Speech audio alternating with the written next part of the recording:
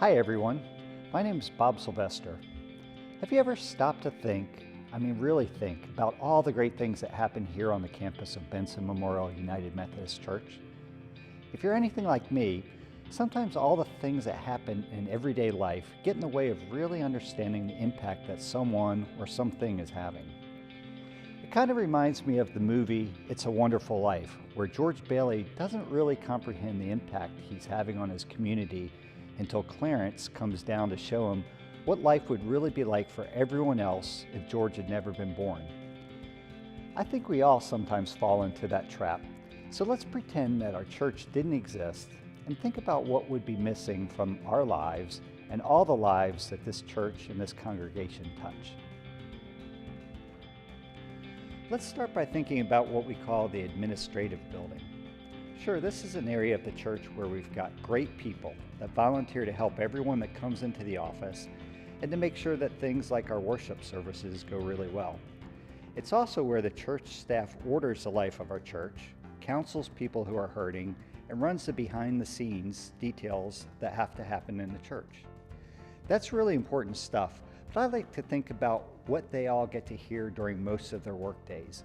It's the sound of a bunch of preschool kids laughing, learning, and being loved by a dedicated preschool staff that's there to help them get a Christ-centered early education so they're ready to hit elementary school when the time comes.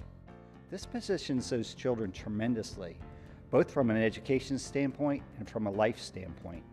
An important thing to understand is that a lot of these children come from families that don't come to our church, so it's an incredible community outreach and a great way that our church shows God's love to people outside of our own congregation.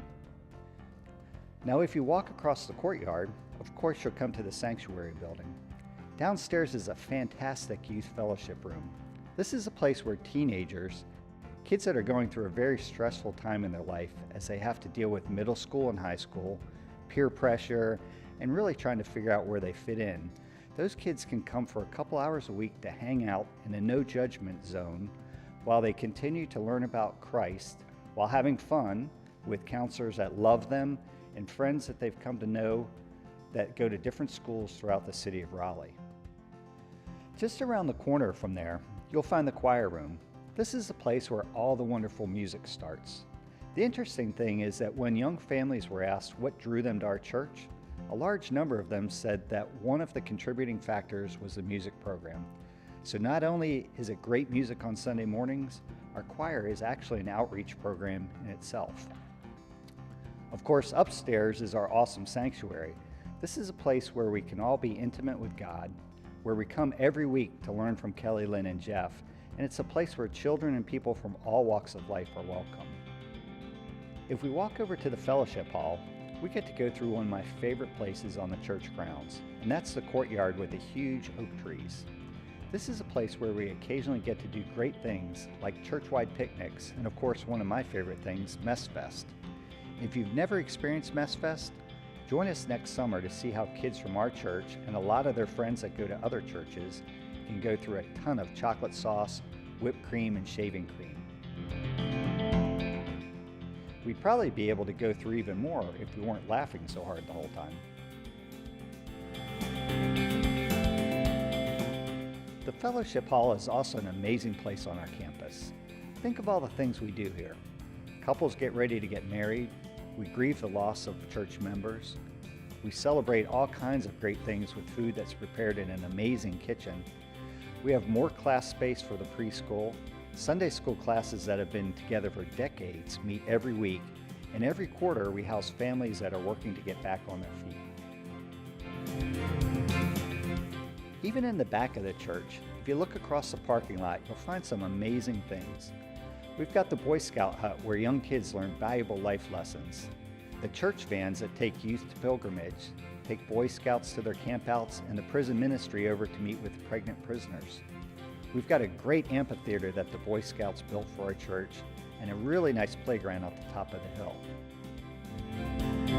So next time you think about our church grounds, maybe don't think about it in terms of electricity, bricks, and drywall, but think about it in terms of all the things that happen here that positively impact this immediate community, our state, and indeed the world.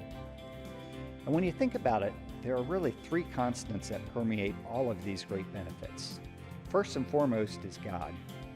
Secondly, we have a lot of very talented people that give their time and energy. And thirdly, financial resources. Without all three of those key components, none of this would be able to happen. That's why the giving campaign is so important.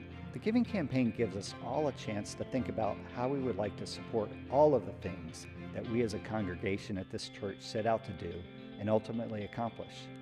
Your annual pledges make all of this possible, and while you might think of yourself a little like George Bailey, your participation truly would be missed.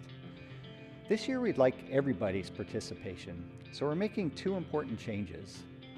First, you've probably noticed that we're starting a little early, but September tends to be the month with our highest attendance throughout the year, so we thought we'd run our campaign a month earlier than usual. Secondly, we'd really like to encourage every family to return a pledge card. This gives you a great opportunity to have a personal discussion with God about how you might like to participate in making these kinds of accomplishments a reality in 2018. Stewardship Commitment Sunday is October 1st this year, so remember to bring your pledge cards to worship that day.